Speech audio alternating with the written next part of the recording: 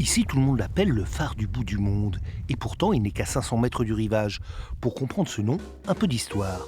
Dans les années 90, une bande de copains rochelais reconstruisent un phare dans l'île des États, à l'extrême sud de l'Argentine.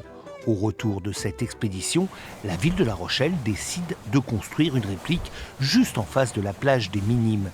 C'était il y a 20 ans, alors évidemment, le phare a beaucoup vieilli. Essentiellement, ce sont les structures qui sont sous la plateforme en bois et il y a eu de la corrosion sur des parties métalliques qui nécessite non pas d'être remplacées, puisque nous intervenons avant, mais néanmoins d'être confortées et de stopper cette corrosion.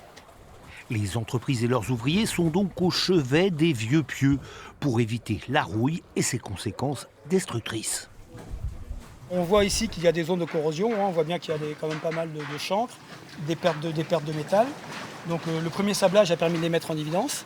Et ensuite maintenant, donc on va les encapsuler, c'est-à-dire créer un cocon qui va reprendre l'ensemble du collier 10 cm de part et d'autre, avec cette fameuse résine époxy bicomposante chargée en céramique acier.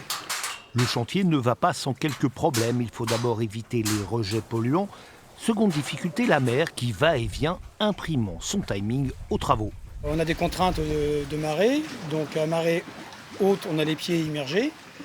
À marée basse, le bateau ne peut pas s'approcher puisqu'il talonnerait sur la blanche à marée basse.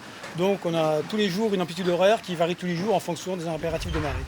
Les travaux devraient être achevés fin juillet. Après cette cure de jouvence, le phare devrait repartir pour 20 ans.